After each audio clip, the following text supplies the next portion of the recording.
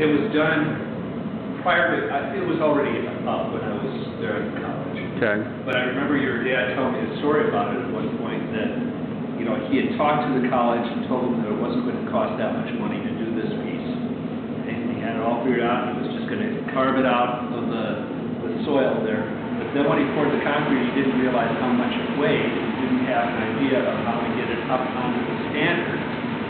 And had to get this crane in. Now, I didn't know the crane came from the silo, but I know that it didn't come for free because the college had to really bite the bullet to pay for the crane to get this piece up and put in place. So it wasn't as cheap as what he thought it was. Well, you know, one of the things I wanted to ask you about is because you've done pieces that have been fabricated, or say, okay, this is my mock-up and I want to do such and such, and I'm wondering, I get the sense with him that he did some things, but then he was always open to other information about it.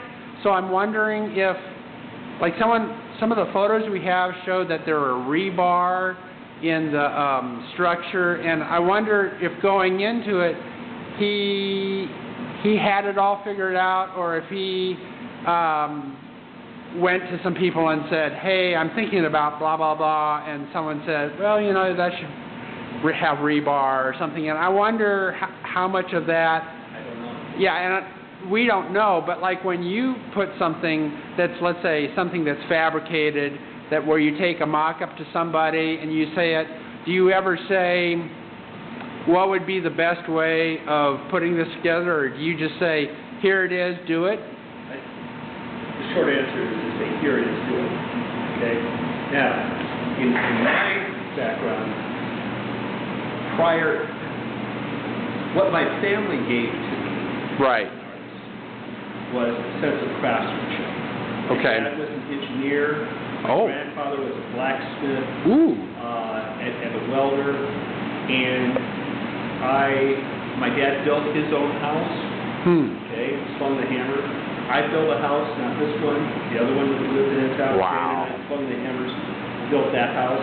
Okay, and in building that house, I got to know how to be responsible for large sums of money. Oh. Which a lot of artists aren't. Sure. You know, you dare not give them $100,000. You know. Sure. And I learned how to deal with subcontractors because I was the general contractor for that house. Okay. But I had to deal with, you know, mason contractors and drywall people and so forth. So that became part of my well, those became skills. My skill set. And also how you approach a project. And, I mean, there's all these other little details that go into it.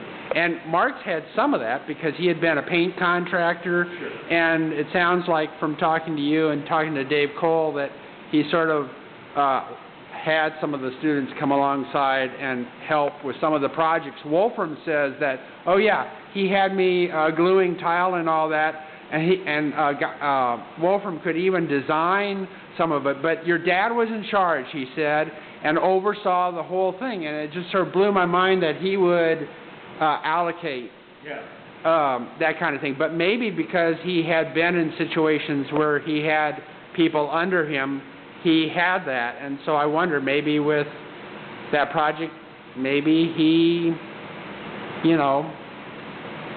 He did more of his own work than I did of my large pieces. Okay. Okay? And I would purposely design things to have others do them. Okay. Because the type of work that I was doing was so large, right. much of it, right. that I had a full-time job teaching. Yes. You know? And I could do a piece like this. Right. As a model. I could give it to a sheet metal company. They could have 2 guys working on that for a month straight with their heavy machinery and so forth, machinery I didn't have. So that's this thing over here. And this is what we saw at the bank. Yeah. So this is the makeup, the model. That was the model. And it's something that it's movable. It's really lightweight.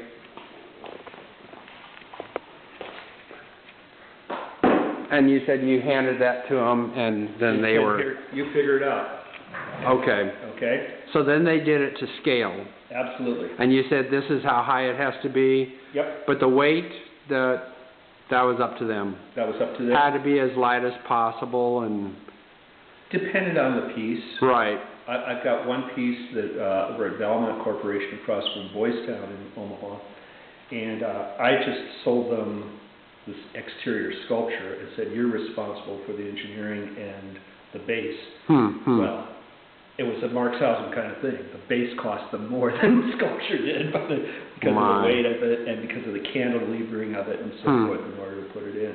So, but I kind of knew that would be the case. And you know, maybe it was a good thing that he did say that it was going to be, because if he would have said, well, it's going to cost $1 million here and you know, then people would say, no way. But by saying, sort of like stone soup, all you need is a stone and some water, and then, well, do you have some carrots? Do you have this or that? And before you know, you have it. Yeah. And Doris wrote in a paper, she was saying that the first few things, the open book and then this thing that he painted in Brahmer, was sort of, could he get away with it?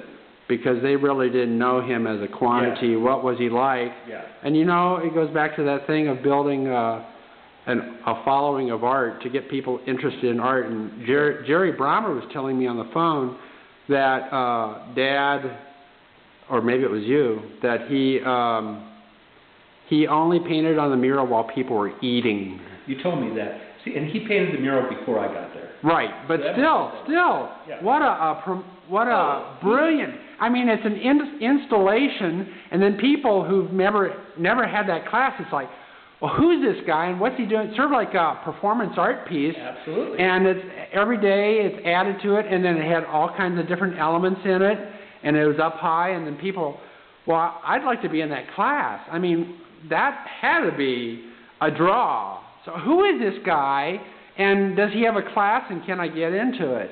Well, he was a promoter. Far more promoter than I ever was. Sure. And you know, I would scratch my head at some of the things that he would do. Just for example, that trip that Lutheran Brotherhood. Yeah. You know, around the country. So you're an artist and you want to get your name known. Why not travel to all of these churches all over the country? While he was doing that, I was getting newspaper clippings from all over the United States. Of people who knew that I knew your dad and said, oh, hey, wow. Marx was at our church. Wow. Just thought you'd like to know, you know. And there were interviews on radio and so forth. My. It's just, well, sort of like a media blitz in a sense. It was. It was brilliant. And he got somebody to pay for him to do that. And he got the sabbatical to take it. I mean, geez. So, I would not have that much guts. And I don't know. I was talking with, it was either Brahmer or it might have even been a guy by the name of David Kreitzer. I think it was Brahmer. That was sort of getting a sense of Dad that he was not necessarily like a chairman or like a board or being on a committee, but he was because they didn't have an art department, he was sort of a firebrand. They just sort of let him do his thing. Yeah. As it is with any profession. A teacher, if they're deficient, they do the best they can. Yeah. If they're really good at it, they see how far they can take it. Yeah. And this idea that, and he might not have known really what the parameters of what he could do or couldn't do, but he tried, you know. Well, he was, in my opinion, he was at least as much an inventor as he was an artist. Okay. I mean, when you think, for example, of his lint pieces.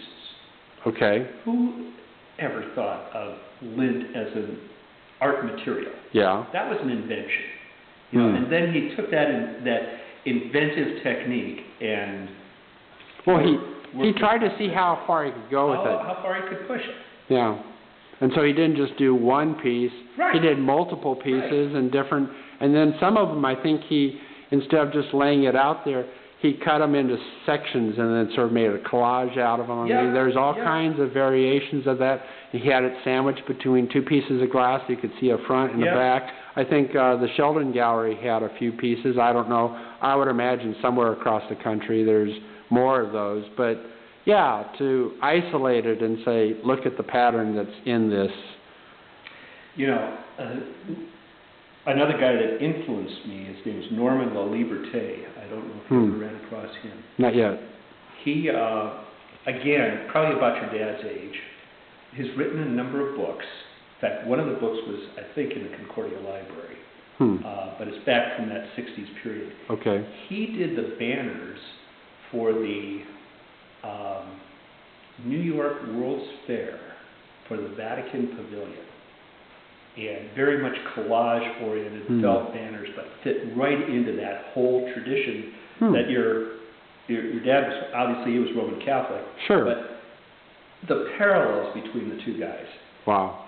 And you take a look at his stuff, and it is it's just amazing. You can look him up on well, I know Dad was really impressed with Carita Kent, Sister Kent. Sure. And so that's Roman Catholic Absolutely. too, and he just embraced that, and I wouldn't be surprised even if some of Dick Wiegmann's banners have sort of that colorful flow of well, just cascading color type of stuff.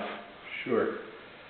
And one thing I wanted to tell you about LaLiberte was in one of his books at one point he was talking about printmaking as a media, woodcut, so forth, and he starts out the chapter by saying, most people think of the print as the end product.